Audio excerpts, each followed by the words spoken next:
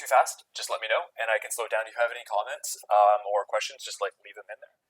And yeah, I think we'll get started. I think I made this way too long, guys. In truth, so if you have a bit of time to stay at the end, and if not, then please come back later. Like we'll be running these weekly, and you can take this whole tutorial again if you want. If it's a little too long today, because there's a lot of really good information that I wish I knew when I was starting that I'm going to share with you. So yeah, if it's a little bit too quick, or if I've got too much in here and you've got to leave, no worries. Just check us out later. So we'll just get started. Go back a couple slides here. So we're becloudready. We are a Toronto-based startup. We do commercial artificial intelligence products that we sell in the market. So right now we have a product that helps people with inventory try to forecast their demand in the future. So time series forecasting for anybody who's into that stuff. And if you do like this tutorial today, please follow us on Facebook and give us a like. Really does help out a lot. So yeah, we'll kind of just get into it. We also do training and placement, of course. We'll be providing the slides as well as recording of the webinar. It'll definitely be up on YouTube. I'm not sure if I'm going to be providing my slides right now, just because I don't know why not. But they'll definitely be up on YouTube. So I'll send you a follow-up email through the through Meetup with the link to the YouTube video once it's up. So again, I think everybody has told me a little bit about yourself, and I do appreciate that. I make these more to help you. So let's just get right into it. So so this is just some high-level ideas about Python. So Python is a programming language. I'm not sure if everybody knows that, but that's what it is. Programming languages are used to give computer instructions, obviously in the form of programs. So Python, in comparison to other programming languages, is very easy to use. So Python's what's called a high-level language. Basically, when you want to tell computers to do things, there's languages all the way down. So basically, when the electrical currents are going through the computer at the very lowest level, there's instructions down there, basically like assembly and stuff that tells the hardware how to operate, like almost like, like at the machine level. And then there's all the way up to stuff that's more and more readable by human beings and easier. And Python's one of these it's a very modern language, which is very readable and very easy to write in comparison to other ones. So when you start off programming, you're going to feel overwhelmed. You're going to feel like, whoa, this is a lot. I don't know if I can do this. Everybody feels the exact same way. But Python is easy to get your head around once you do it for a little while. It's a very powerful language in the sense that it's extensible. And extensible just means that these days, when people are using Python in the industry, and a lot of people are using Python in the industry, you're very infrequently writing a lot. I need to say this properly. You're much more likely to be stitching together other people's code who work at Google or whatever, to do something you want it to do. So you're going to be using Python and basically different languages, but let's say Python in this case, to take a whole bunch of different programs that other people have used, like libraries, modules, and you're going to make them go together the way that you want. So for example, if let's say you want to make a video game, and not a lot of people make video games in Python, but let's say that's what you're doing. You might take a library that was all about graphics, and you might take another one that was in artificial intelligence for how the bots work, and then you might take another one which is about creating environment in it, and then you would take all these different libraries and you'd be putting them together in a way that you want them to work. But almost no one writes libraries from scratch anymore. So Python's amazing because you have so much support. So the last kind of point here is the community is amazing. They write a lot of things. It's open source. You can use so much for free. It's almost like downloading things like in the Matrix when you download things in your head. And we'll get to GitHub at the end, which is really like that. Now, it does take a little bit of ability and know-how, and it's not quite as fast as the Matrix, but there's all this free code that does amazing things out there on the internet, all written in Python that you can have access to for free. So that's kind of one of the most amazing things about it. So it's very sought after by employers because really you can do anything in it, and you just have to get your head around the libraries. So we'll keep moving along here. And some learning tips, really wish I knew this stuff at the start, is that you don't have to understand everything you see. So today we're going to be doing an interactive development environment, which is our PyCharm IDE. The IDE is just like Word. So if you wrote Word, you can, like, if you want to write a letter, you could write it on a piece of paper. You could write it on Notepad, right? Like, I think let me just bring up Notepad. Notepad. I think everybody knows what Notepad, but just to make my point here, I'll bring it up really quickly. Or I'll overload my computer because it's got way too much going on. Anyways, everybody knows what Notepad is, and you could write it. There would be no spell checking. There'd be no formatting. So if you sent off something in Notepad, it would look terrible. Similarly, you can write Python code in Notepad, but it's going to be very difficult. It's going to be much harder. So we're going to be using an IDE today, which is an interactive development environment called PyCharm, which has just these nice features that makes it a lot easier to write nice code. When you first get into it, though, it looks overwhelming. Like, just if you opened up Word for the first time, you see all these options and formats and all these settings. You don't know what the hell you're looking at. So don't worry about that. I don't know half what it does. You don't need to know it either. We're going to see some error output today. So as we write code, there's going to be errors. Lots of errors. I wrote the tutorial earlier today that we're going to be using. I probably made 50 errors through it, but errors is how you get feedback from the computer and you keep learning. At the start, errors are very scary and they look overwhelming. So again, don't worry if you get overwhelmed. Just kind of follow what I'm saying, and you'll figure it out eventually.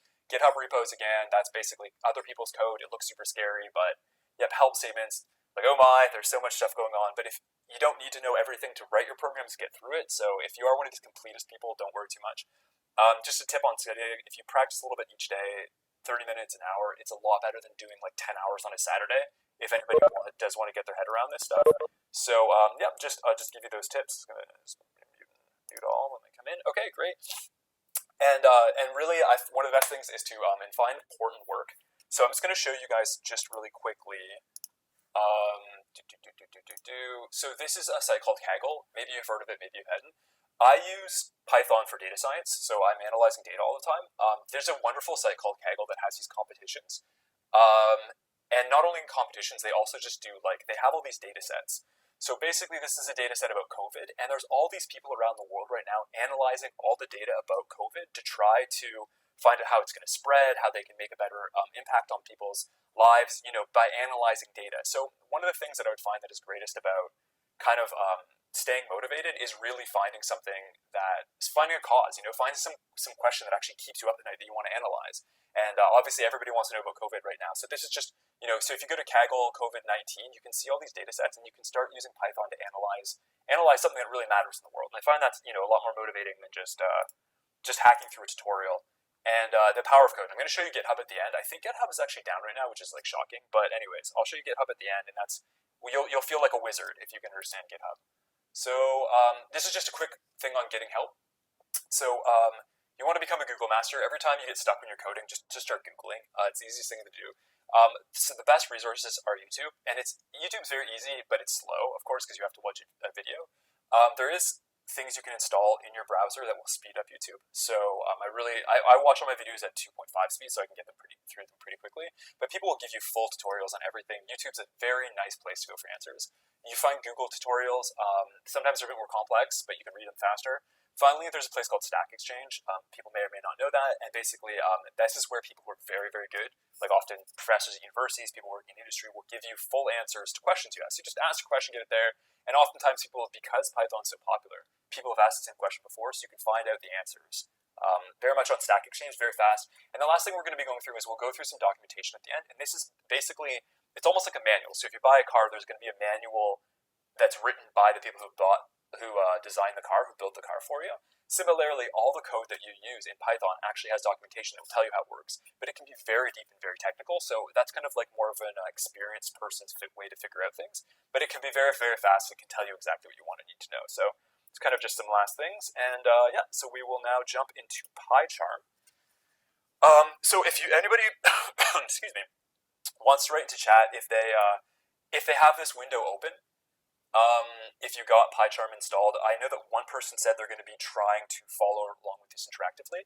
I'm going to try to go at a pace which I think is reasonable to do that. If you're not, it might be a little bit slow. Hopefully you're seeing this screen. If you've just loaded this up and you're not, you might want to go to New and then select Python file and then put in a name here. Yeah, so basically this is so hopefully everyone's seeing this. Hopefully you can type in Python tutorial or something. That's what I'm calling this one, Python tutorial. And hopefully this is what people are seeing. So basically this is just like Word, but it's for writing code. This is your interactive development environment. This is where I'm going to write my stuff. You know what I mean? So if this is a text editor, I would be like, hello, dear so-and-so, whatever. This is where it would always go. But of course, because we're writing a program that the computer is going to try to, execute, we want to be able to kind of see what it does. Now, actually, a lot of times we don't see output from the code that's running because we're all looking through WebEx right now, and we have so many different codes and programs running. If we were all bombarded by what it was doing, we'd be finished. We'd be swamped with error messages, or not even error messages, just swamped with messages what it's doing.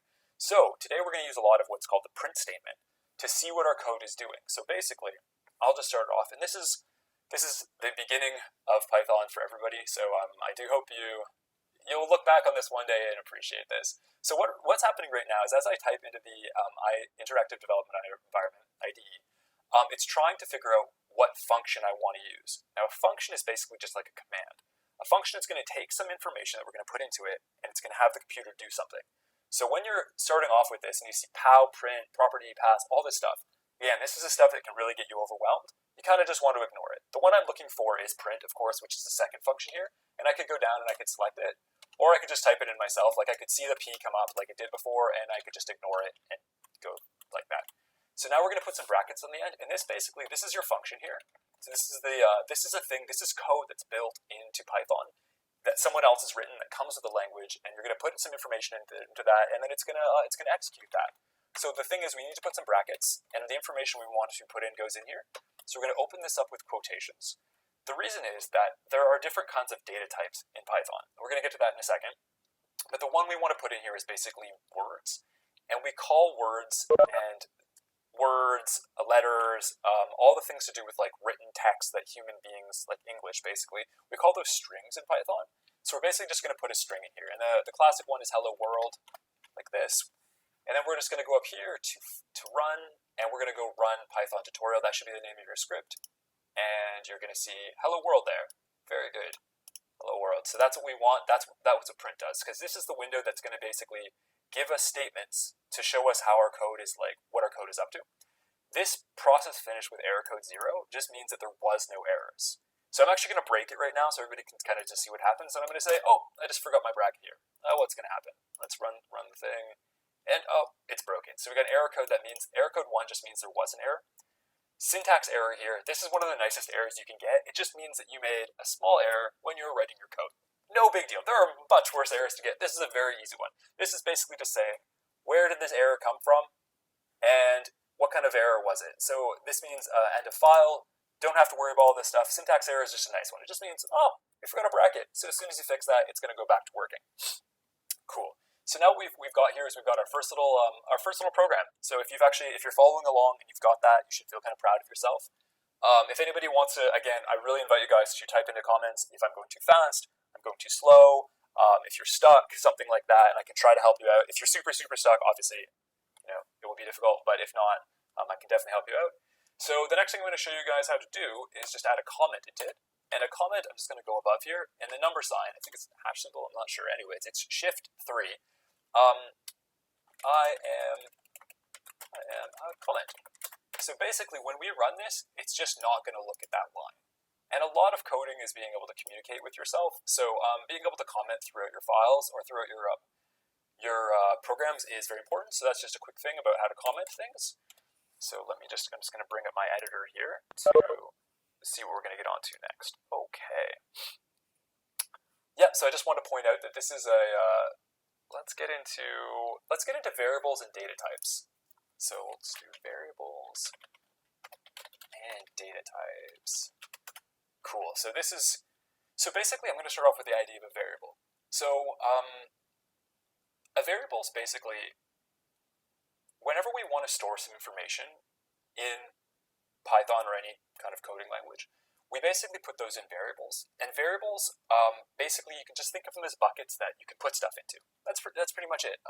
They sound complex, and maybe you think of math where you had variables and all this other stuff, but it's really just a place in memory that you're going to store something.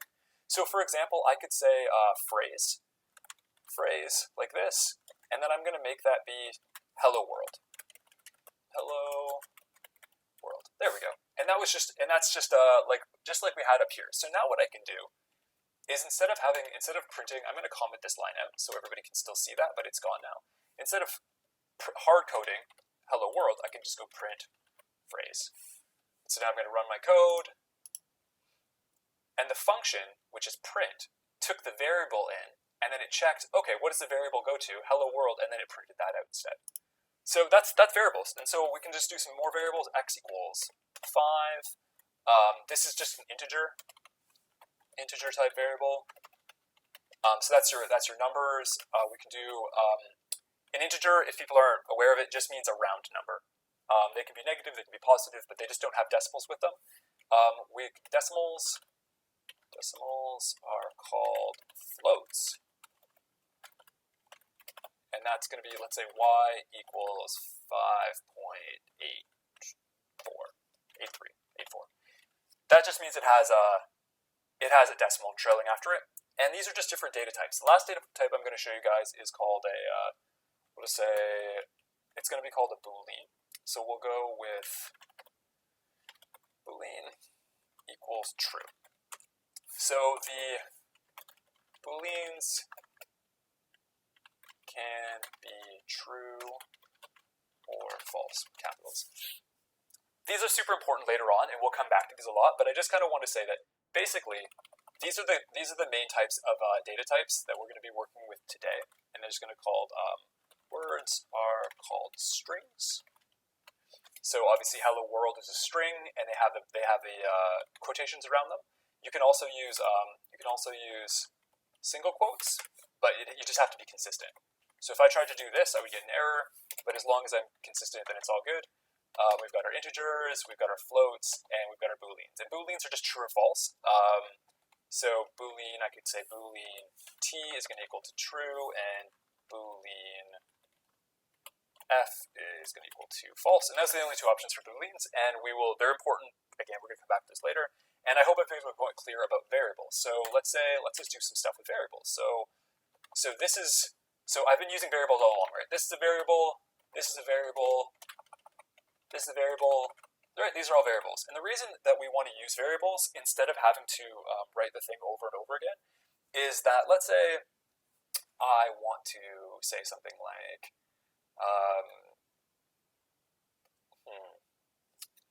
what do I want to say? Let's say print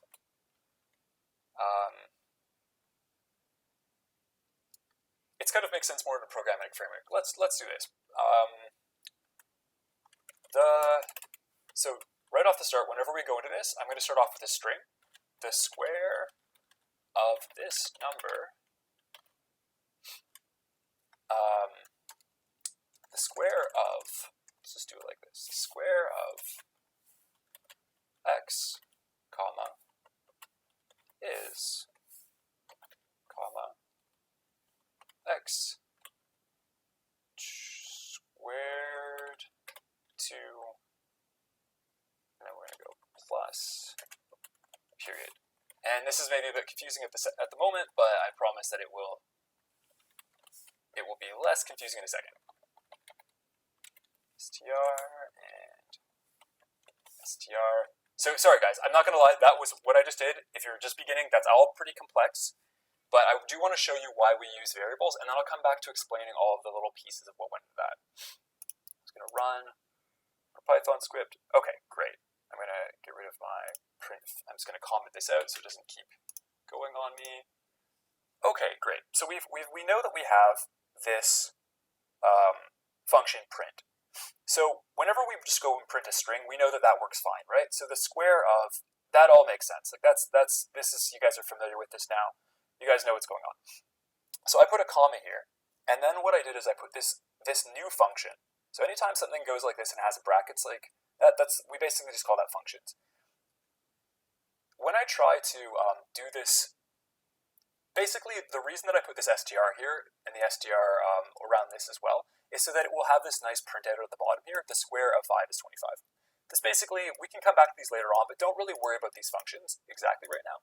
The point is that because x, I have the variable x here, and I have the variable x here, I don't have to keep writing 5 every time. So let's say we want to use a variable many, many times. I was using a variable over and over and over in my script. If I put it in here, I'd have to change it 5 here, 5 here, 5 later on here, 5 everywhere through the thing, right? Instead, I've got this little program now, so if I just go up here and I change it to 6, and I run it, then 6 is 36, right? So it's going to propagate all through my code, so variables are just really, really important. I'm not going to get into the string formatting right now, but again, we can do that definitely in the future. And if anybody has any questions about why we use variables, like they're just buckets, but they allow us to do things over and over and over. We don't have to refer, like I wouldn't have to change the 5 maybe 100 times through my code. You can type into chat and I can try to elaborate, but I hope I've been clear on that. So what are we going to get into next? So I'm going to comment this out. This is just going to be my practice as we go through so you guys can see what I wrote, but at least next time I run the code, you won't keep seeing it. So we can do all our normal math operations with print. We can go, x plus x times, this symbol up here is the times symbol, times y, divided by x. If you do 2 timeses, you can go squared, that kind of thing. And I have no idea what that's going to, come out to, but let's find out. Cool, so that's a number. But anyway, so you've got your divide here, you've got your plus. Of course, you can do all that stuff in a programming language. I don't think that's too surprising to anybody. So now we're going to get into logic control and if statements. If anybody has any questions, please feel free to type them in. So basically, logic control and if statements are basically, they're really, really important because as you write a program, you're going to have the computer make decisions for you. You know what I mean? So like a lot of times you're gonna open something, you're gonna click on a button, you're gonna put something in, and then the computer has to decide based on what you did what it's going to give you back, what output it's going to give you back. So this is where if statements come in, and they're going to basically control logic. And so again, remember how I said at the start, all of this stuff really gets, the power of Python and modern languages is that you can take a bunch of code that other people wrote and you can stitch it all together. So if statements are one of the crucial parts that say, okay, if this code returns to me, if I say hello and then it returns to me some value, and that value is greater than some number, well then I want my program to do this, and if not, I want to do something else like this. So this is what we're going to get into now, is the kind of if statements and things like that. So we'll call this logic and if statements. So basically, we'll make a new variable called like Python, and we're going to say that is true. And we're going to make another variable called like Netflix. And these, we're going to say that's true. Cool. So now we're going to write our first if statement, and I do hope people are following along. So if like Python, then I don't do that. That's in my head. Then print. What are we going to print? Python is great. Cool. So let's see what happens when we execute this code. So basically what I did there is there's quite a bit of syntax, and I do feel like it's possible that I'm going a little too quickly on the syntax here. So syntax is just the way that you communicate with, there's a mistake here, see how it's nicely, so this is one of the great things about interactive development environments, IDEs, is it highlights this in red. Now why is it highlighting in red? Because I forgot the H, so that my variable didn't match up. Because if I had done that before, if I run this before, it's going to tell me that there's an error, and basically like Python is not defined. It's not defined, right? So we put this back in and we run it again, and we can see that, let me just get rid of this here, run Python. So Python is great. So coming back to the syntax for an if statement is you have if, and then you want something that's a Boolean. So this is what we talked about before. This is just a true or false. Booleans are just means something that's true or false. So basically you have the Boolean here, and because I've set the Boolean to go to true, it's going to trigger whatever happens next. So like I've used with, this could be do anything. In this case, or let's say do something. Let's be more specific. So in this case, it's going to say print Python is great, but it could be anything here. It could be, play a song, it could be run some more code, just anything kind of here. And that's basically the syntax of an if statement. So the next thing we're going to do is we're going to add in an elif. And so as well, I'm going to go back and do a bit more syntax here, is that if you do the if, then you have your Boolean here, you do need this colon. And I hope people are following along as well. This colon here, this is just how you write it. Just like in English, we use periods we use periods in certain places, we use commas in certain places. Just like when you're writing Python, you have to use colons in certain places and brackets in certain places. It's something you just get used to, and there's really just nothing to it. And the important thing here is that there's then 4 spaces. So 1, 2, 3, 4, and the next line starts. In a lot of other languages, they have fancy brackets, and there's all kinds of stuff happening. In Python, it's very easy to read, which is a big part of coding, because you're going to be using other people's codes. There's just 4 spaces. So again, I'm going to show you that if there was not these 4 spaces here, and I'm going to run my code, we get an error. So we say indentation error. So we're expecting to have this indented. So we're going to go here, and we're going to indent it back out, and that's just what it expects. I'm just pressing tab, so that's your 4 spaces. Great. So if that's not clear to anybody, please let me know. And the next thing we're going to do is we're going to do another little piece of logic, which is an elif. And we're going to say, like Netflix. There we go. Like Netflix, print. So our guy's kind of snarky. We're going to say priorities. Man, there we go. Okay, so now we're going to maybe say that. So okay, let's see, what do people think is going to happen here? So we've got this one statement, and this is going to say, let's just delete this quickly. So if you like Python, print Python's great. This one says, if the previous thing is false, check this. So, if you guys think about it for a second, I like Python and I like Netflix. What do you think is going to be printed out? And if you're new to the language, you probably don't know, so I'm going to run it anyways. I say Python's great. So basically what happened in this case is it checked this one, and it said, oh, I found true. Okay, I can stop looking. I can just do whatever's here, and it can skip the rest of it. Now, if we were to go back to this, and we were to go false, and then we're going to run that, we basically get priorities, man, because we don't like Python right now. So what it did is it checked this one first, and it said, oh, that's false. Okay, do not do this. Okay, now I'll check this one. Oh, that one's true. Okay, do this. So the last thing I'm going to show you to kind of complete our if, like in logic statements, is we're going to go with an else statement. And that is to, I'm going to say, let's go print ask me later. So what an else statement does is just catches everything else. So if both of these are false, it's going to do this. You can notice that again here, it's not asking for a true false. It's not asking for a boolean here, right? Like there's no boolean here. It's just basically saying is if this is false and this is false, always do this. Because in certain cases you're gonna just want always to be the case. Like if you're looking for the user to input something and the user doesn't input something, then you're gonna just want to say, hey, like the field is blank. You didn't put anything in the field. Please enter your name or your password or whatever it happens to be. So in this case, when we print this out, we're gonna get priorities man again, because liking Netflix is still true. But if we change that to false, we change our variable to false, and we run it again, we'll get ask me later. This is false, and it skipped right through. So that is, that's your logic and your statements. I'm just going to do a couple more functions from before, because you guys have really more or less only seen print. So I'm just going to do a couple other functions, like, so you get kind of an idea of other functions. So one thing I could do is I could say what my name is, and my name is Nicholas. And so remember, I've got to store this in a variable. I'm going to actually comment all this out. So if you're in PyCharm and you're using it, you can press Control / /, Control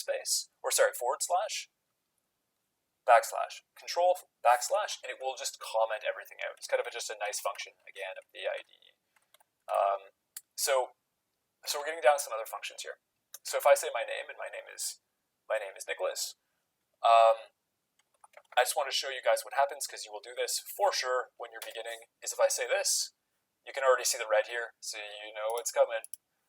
So I'm going to get an error, that name Nicholas is not defined. So what happened there, if you get a name error, very common, is that Python tried to figure out what Nicholas is, so it could resolve Nicholas to put it in name.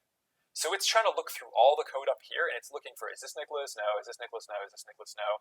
Because if Nicholas were to say, let's say, be false or something, then it could take something and it could put it in there. But right now, it's an empty container, and it's trying to put an empty, like a variables are empty container, it's trying to put an empty container inside an empty container. So of course, that's like just going to confuse it. It doesn't know what it's looking at. So we can just say, my name. Great. So the next thing, so now when we run that, that's going to not give us an error anymore, but it's also not doing anything because I'm not printing it out. So this is kind of what I was saying before. If the program's running, but you don't know what's going on inside the program, then, if you don't have print statements, you don't know what's going on inside it. Like it just executed this command, it's executed this command, all these different commands to assign these to variables, but we didn't see any of that because we're not using print statements on them. Cool. Okay. So now we're going to go and we're going to print. I'm just showing you a couple more functions here. So the functions we've all been looking at are these ones that have the function name, and then they have the brackets and you put something in here. Another function that can come off of it is you can have a dot here, and you can have functions off of the end. And those are generally called methods, but they work the exact same way, except oftentimes you don't put anything into the function. You just put these two brackets to call it. So can anybody guess here? Actually, let's do this. Let's see if anybody can guess what this is going to do. So name dot upper. And then I'm going to put my two brackets. Can anybody guess what that's going to print out? So basically, I'll run it, and it's going to just capitalize my name. That's basically what it does. So there's a lot of different functions that are built in based on all of the different data types. So like I've said, words are strings. So strings have lots of different data types on them. So one thing we can check out, actually, you know what I'll do at the end? It's a bit confusing, but if I go over to my terminal right here, I'll do it at the end. We'll come back to it. I'm going to show you guys the help function, which will give you a lot of information about what kind of functions are available. But for now, we'll keep moving. It's going to show you another built-in function that's kind of nice that we use all the time, and I'm going to use name. So len here stands for length, and that is going to count how many letters are in my name, and it's going to output that. Yep. So there's just all kinds of different functions that are built into Python. And now these are all built-in Pythons. Those are all built-in functions into Python. Later on, I'm going to show you how to import functions that are not built-in, that don't come like readily available with the language. Cool. So that's just some extra some functions. You guys get a taste of that. And yeah, let's move on. Great. Okay. So I'm actually going to go up here because this stuff is relevant to what we were just talking about. And I'm going to show you how you can get some booleans. So again, booleans, if you remember, they're just true or false statements. They have to be capitalized. So if I say, for example, if I say, let's say, boolean 1 equals true, Python has no idea what that is, and it's going to give you a red error message. You have to capitalize it. And then it knows what it is because it's a built-in data type. It's something special that it's familiar with. So let's do boolean. So we'll just get some booleans going, and I'm going to show you how to get them where you can have them in little functions. So let's say I want to say height equals 5.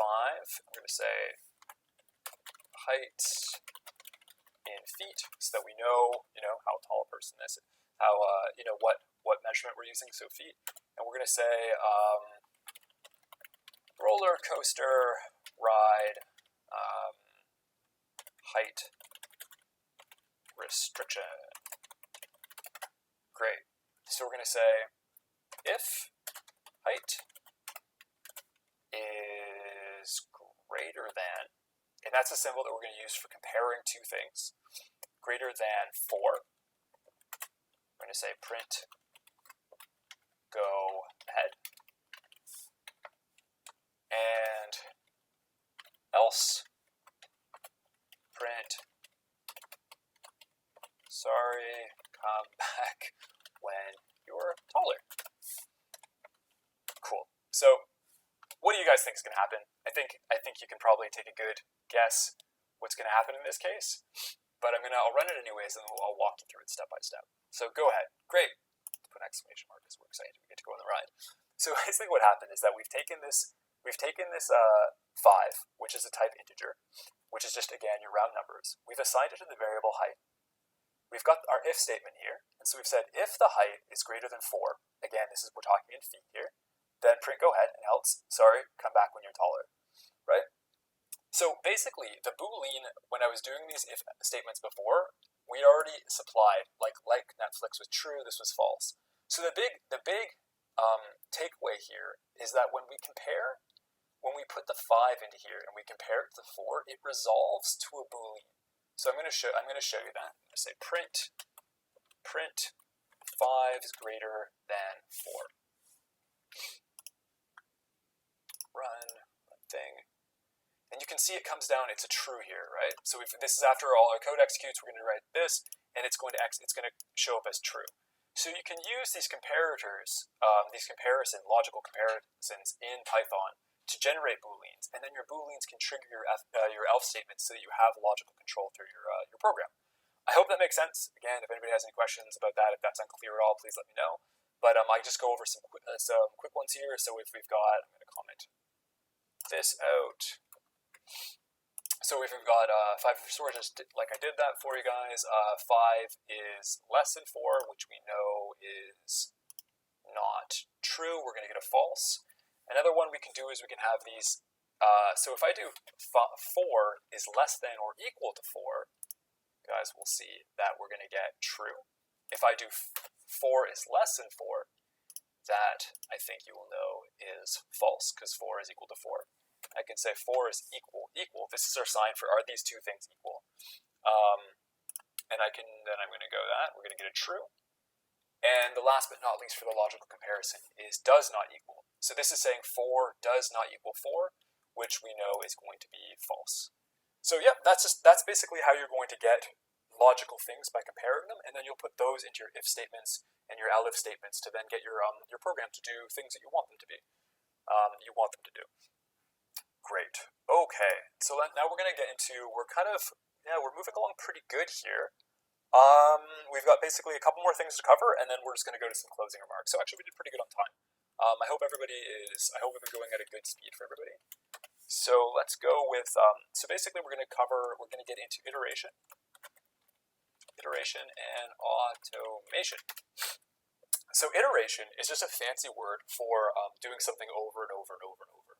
So as you're going to see in a second, the things that do things over and over in Python are called loops.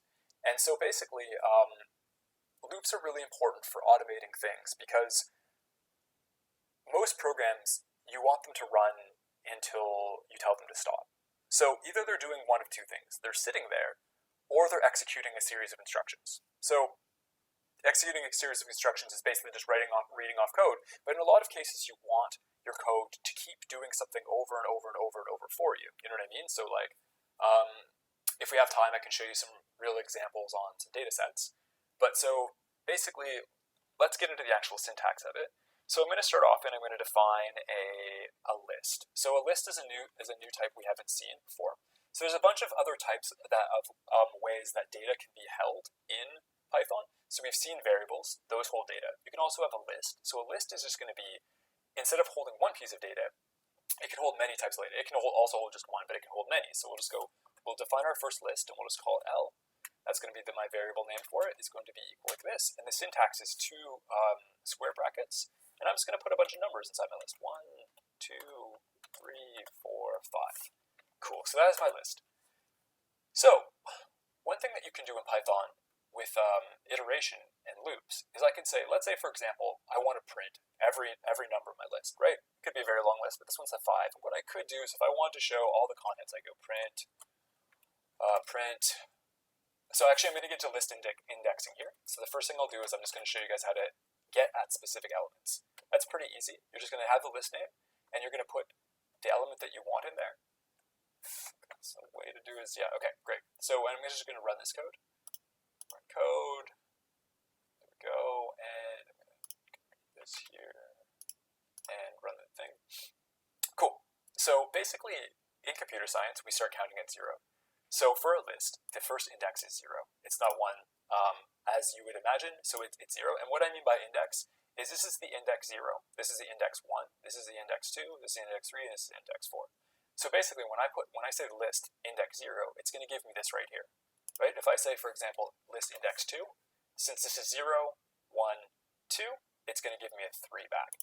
Now this might be a little tiny bit confusing given that these are numbers here, but let's make this list 1, let's make this list 2, and I'm just going to come down here and go to list 2, and I'm just going to say, let's actually start with 1. We'll do a mixed type list. Nicholas, Python, 8,000. Just some random kind of stuff. So now we're looking at the second list, and we're going to say the second thing. So this is going to be 0. This is going to be 1. This is going to be 2. So if we run this, we're going to output Python, which is of course in our second position. There's a lot of different things you can do here. You can index, you can just say that you want to do a slice. So a slice is basically just saying, okay, I want the first index and the second index. So I'm going to run that. And it's going to, oh, right, in Python it doesn't put all the last ones, so I'd have to go with 3 to get these. So I'm going to have Nicholas Python, so it's printing basically the second and the third. The first and the second thing, the first index, and it always leaves off the last one. There's basically some reasons they made that decision that are kind of complex, but it leaves off the last one. I could also say I just want from from this one, the first to the end. I could run that, and it's going to give me the first index, the second index, the third index, again, this one being 0. So again, this is just how you access elements in a list if you want to do it directly. So now back to my original point that I was saying. If I want to print out every element in this list, right, I've got to go back and I've got to reference L1 because that's what my list is named. And I could say, I'm going to do the first one. And then I'm going to do L1, the second one. And I could just keep going and I could put all 5 of those out. And they would print 1, 2, 3, 4, 5 if I do 5 statements. But of course, we don't really want to do that. We want to have programming languages and computers do a lot of the heavy lifting for us. So this is where we use a loop, which is our first form of iteration. So it's called a for loop. And again, remember, this is just a syntax. Just like in which scenario we use list in real life. Any example? I mean, like a grocery list, your favorite movies, and like literally anything that you would list, anything that you would have a collection of as items. Your to-do list for the day. So it just like anything that you'd want to have together. Also, you could have not just things that you would think of listing together in real life necessarily, but like let's say you have 3 children. You could have a list called children. You could write all your children in it. You could make sure that you give them all their allowance fairly or something like that. A list is, again, it's just like a variable name equals John. A list is just like many variables altogether, but you access them a different way, which gives them a lot of power when you're programming. I hope that makes sense. It's just another way to store data, because all of these things are just data, and they're being stored in variables, and then your program is doing computations on the data. So it's just another way to store your data. So we're going to get into the iteration now. So you're gonna start off again. This is just syntax, just like in English when we put a period after a sentence. Don't be scared by syntax. So I'm going to say for, and then I'm going to declare some variable, which will make sense in a second. I'm going to say for num in L1. That's my colon again here. Print num. So let's see what this does. Run thing. Cool. So that does it for me. So instead of having to do all those things in a row, it's going to do that for me. So what exactly is this doing? So for declares that I want to have a loop. Num, this is a list of all numbers. So I'm going to call this num. I could call it number. I could say whatever I want, but num is it's descriptive enough. This is the list that we're looking at, and so it's saying for each individual thing in this list, on each loop through the list. So it's going to do one loop, and on the first loop, num is going to equal 1. And then the second loop is going to be 2, 3, and so forth. Sorry, I'm going to have to mute you, my friend. There we go. So we're going to be looping through this, and we're going to be printing those out. I hope that makes sense to everybody. It's pretty straightforward. So there's a lot of things we can do with this. So for example, if I want to know what the sum in my list is, I could of course use a built-in function, but let's say I'm going to say sum equals 0. So I've got a variable with equals 0 on it, and then I'm going to say sum equals sum plus num. And so what that's going to do is it's going to, on the first pass through the list, this is going to be equal to 1. So it's going to add 1 plus 0 equals 1. On the second passes through the list, this is going to be then 2. So it's going to be 2 plus whatever this was, so it's 1 equals 3. Right? And so then it's going to eventually can sum those all up, and if I want to see what the sum is, I can print sum at the end. Run. Cool. So yeah, so this is, when you add these up, this all comes out to 15. So this is a form of iteration.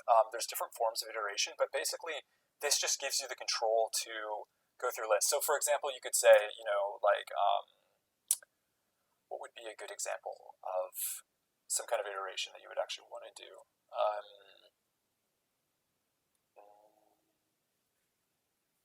What do I have in here? I got some in here again. It's some fancy examples, but I don't think we have time for that. So, okay, cool. So I'm just going to actually jump into one more thing, and then we'll kind of get to closing on this off. So the last thing I want to show you guys, and this is kind of this can be a confusing kind of topic, but basically we've been using these functions. And the functions, for example, can be, like print, that's one length, that can be one. But oftentimes we don't want to use the functions that are built in. I mean, most of the time we will want to use functions that other people have written or that are built in. But very often as well, we're going to want to have functions that will do something more specifically, that we want to have done. So let's say we want to have a function that takes the length of something and doubles it for whatever reason. So, I've got some variable, and I'm going to say, let's say, half. This is kind of, just kind of stick with me on this. But let's say you have let's say you were building a cabinet for whatever reason. You're a carpenter, and you're kind of good with Python, and you think to yourself, okay, what I need to do is I need to take these lengths, and whatever the length is, we'll call it length, is going to be equal to, let's say it's 5.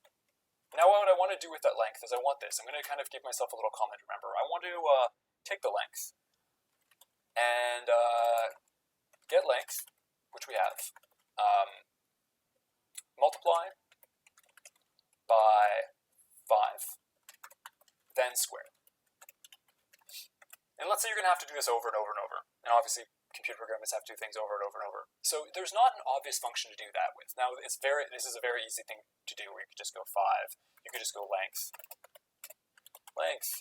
times 5, and then you could just square that.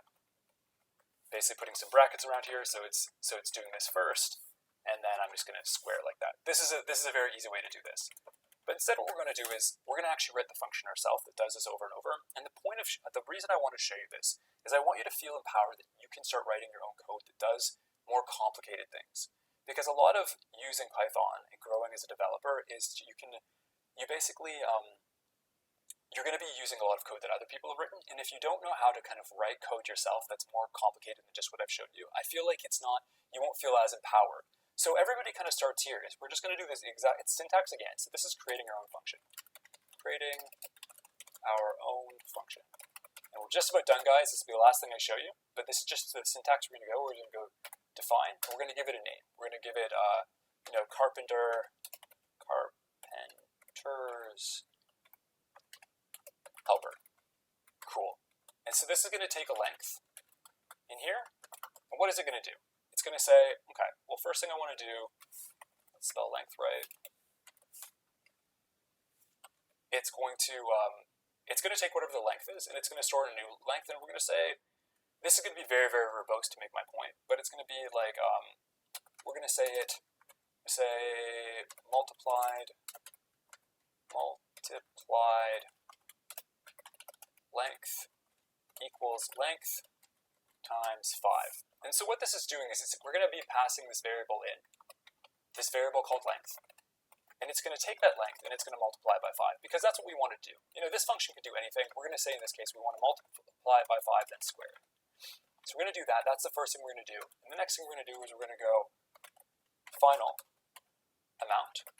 Because maybe, we're going to have to go buy this amount of materials. We're going to final amount equals multiplied length squared. So the syntax for this is just times 2. That means squared. And we're going to eventually say return final amount. It's final amount. Great. So this seems like maybe a very convoluted way to do things, and I could have done it a much simpler way before. But I just want to give you the idea that you can define functions that will do anything you want them to do. And in this case, what it is I've used the syntax to say I'm going to make a function. I've declared the name of the function, and this is what I'm going to pass into it. When I pass into it, it gets multiplied by 5 and saved in a new variable. I'm not doing great at spelling length today. It's going to be saved in a new variable, and then we're going to take that new variable and we're going to square it, and then we're going to return that amount. So what the great thing is just like I've been calling print to do whatever I want it to do, kind of do the work for me. Or I say length, instead of I don't want to count how long something is, I can just have length do it for me. I can now use this function over and over and over. So carpenter's helper and we're going to say that length we've already declared equals 5, but let's say we want it to be 6, because we want to find out, if we're going to 6 times 5, square it, and we're going to return an amount.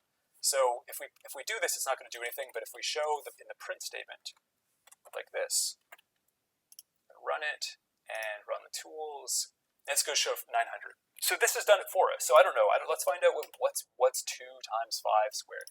I'm sure we could do that in our head very quickly, but now this is going to do it for us. And so now if you see that you could take all of the logic that I've shown you guys so far, and you could put it all together into any statement. You could put it into any function here, and then you can call it. So I want you to know that there's these built-in functions that let you do a lot of things, but you can also create your own functions too. And that kind of gets me to, I'm just going to get into the closing remarks here because we're almost out of time, and I did go a little bit long. I'm sorry about that. So this is back to our COVID thing, and I'm going to go try to get to GitHub because GitHub is wonderful if we can do Control N. But I'm not sure if GitHub's back up.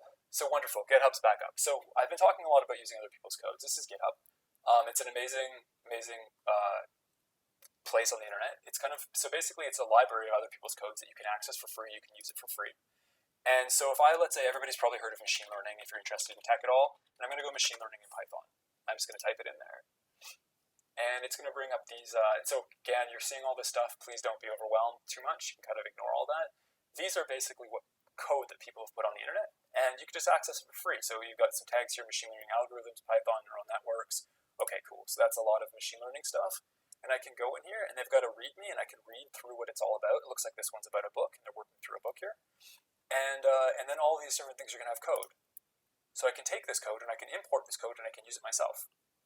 Now, importing is a little bit, there's a bit to importing stuff, and I don't think I'm going to have time for that. But I just want to show you that this is kind of like, once you get good at this, this is like, it's like being in the Matrix to a certain extent, where you can just have things be plugged into your mind, and then you kind of, this person's worked through all this different stuff about, let's say machine learning or whatever this happens to be about. And now I can just take and I can read through this code and I can use it right away. Like they've already solved all the problem for me. Now I just need to know how to stitch different things together. And you can use this all commercially. You can use this to do whatever you want. It's like an open license. It's really, really amazing. So I kind of just, a lot of things stop with, you've done a hello world and like a little bit of logic, but I did want to show you that you already have enough tools to start taking things like this. You'd have to learn a lot. You'd have to read a lot to understand what they're saying, but you can start stitching them together into, different solutions. And I think if I'm going to do this as a longer thing in the future, because my plan was to actually pull some data off about COVID off the internet, use one of these libraries to actually run a bunch of analysis on it. But I don't think I'm going to have time to do that today. So, but I hope I hope you guys still got a lot out of that. You know what? I'm going to do this. Do I have time? I really don't have time. So we won't do that for today. I'm just going to do our closing remarks just quickly on this. And I'm going to share my presentation with everybody one more time. So, we covered a lot today. So if everybody's, so Python syntax is the same for regular Python example you showed versus Python for ML. Exactly. Yeah, it exactly is. There is a little bit more to it when you get into classes and things, but it's the exact same. And I hope you really feel empowered that you can use these libraries. It's the exact same syntax. You will need to know how to read how they do things within the library, but it's sort of like, this is exactly how I put it. If you go to medical school, you're going to learn a lot of medical knowledge, and you're going to have words that are very specific to medical things. So when you want to talk about cancer and stuff, you have all these complicated language. But you're still using English as the way, you do your propositions and your noun-verb ordering, and you put periods at the end and exclamation marks when you're excited and stuff like that. So all of the stuff surrounding that is the exact same, and that's the way that you can use these libraries, right? So you really do already have the basics to start understanding things. And I waited years. I waited years of kind of working through all the details of the basics before I jumped into the cool, exciting stuff. So I really would encourage you to go after it. So GitHub, and I kind of showed you guys Kaggle at the start one more time, is just on that, on this, let's see, this COVID-19 data set. So, you can actually go and, over time as you get stronger and stronger at programming, you can make a difference for things. You can actually have some insight that says, if we reduce this or that in this situation, it actually could be something that people would really want to hear about. You start a blog and talk to people about it, and obviously, in a workplace, being able to say, okay, I've analyzed this data set, this is the business insight, is very, can be very, very valuable. So I'm just going to talk just a little bit more, and I'm going to let you guys go in about 2 minutes. So yeah, so we're becloudready. If you enjoyed this, please, give us a like, join us on Facebook. We really, really do appreciate it. I'm just going to kind of talk quickly about a program that we do have. So here's some testimonials for a program that we do. We run this. It's a boot camp. We've helped a lot of people. And so basically, we show you what hires and managing, so hiring managers, how to really get good at GitHub, like use it like I'm showing, how to have a standard application, how to get a job that you want. I know that some of you guys are maybe beginners, and some people at the start said, you're maybe thinking about switching careers and stuff. So if that is the case, and you're kind of wondering how you would get into the tech field, this is a program that we want. And so there are programs of the journey to data science and the journey to bad spell. We're going to teach you a lot about how to get in the field and like what the field looks like, and exactly what is DevOps and what level of do you have to be at before people are going to pay you to do that. I mean, DevOps salaries and hourly rates are amazing. So is data science. Everybody knows this. So if you do want to join us, those webinars are coming up. I think I'm going to make the events for those probably tonight. So if you don't see them right after this, they're going to be coming up soon. And you're very welcome to reach out to me for some feedback. And, if you want to take more courses with us and stuff like that, please let me know at nicholasg@becloudready.com. And I really do hope we see you in more webinars. And even if, you don't want to do the program, please, come out to our free courses and stuff. Hopefully when this is all over, we can meet some of you. And, I hope that was helpful tonight. We've had a good crowd and everybody's still here, so that's awesome. Here, I got a question that I missed. Can we have those webinars for 2 hours rather than 1 hour to cover Q&A and covering full? Yeah, for sure. Thanks, Shannon. I just set up this structure today. I've taught a lot in the past, but I haven't taught in this structure. And it was pretty rushed, wasn't it? So we didn't get to kind of the really good stuff. The program is online and face-to-face. I'm actually going to send out everybody an email after this, kind of with an FAQ about the programs. So for now, obviously online, but we do prefer it to be face-to-face. In short, we work with our people. We only take about 10 per cohort. So we work with people to find out what's better for them Friday or Saturday or Sunday. We run it on the weekend. Then we have a 1 hour follow-up during the week where these people who are charging like $150 an hour currently in the field as consultants are going to sit with you for an hour and make sure you're still feeling good, you're understanding, you're on top of things. They can talk to you about resume questions, interview questions, that kind of stuff. So you get 3-4 hours in the weekend, then you get 1 hour throughout the week, and it's a 6-week program. And at the end of it, if you're feeling like you're not ready to go, you can take it for you can go for another 6 weeks. And we also give a full risk-free money-back guarantee after 1 week. So if you sign up and you're saying, oh man, this is just not for me, and I'm not getting it, or I've changed my mind, I have new priorities, we just give you back your money and wish you the best.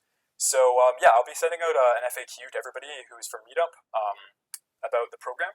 And we're actually just in the process of redesigning the website about it. So if you go to the website right now, it's not all there. So if you just check out the FAQ, and you can, again, always feel free to message me about any of this. And we're going to be laying this out. And so we'll be doing this week over week for a while. So, if you want to know more about it, please join us again in the webinars on Wednesday and Thursday. And I will definitely chat. And that's a great question. I will be making this maybe an hour and a half, at least 2-hour webinar coming up. And I'm glad you got something out of it. So if there's any more questions, please ask them now. And otherwise, we're 6:06, a little bit over, but not so bad. I'll let you guys get out of here.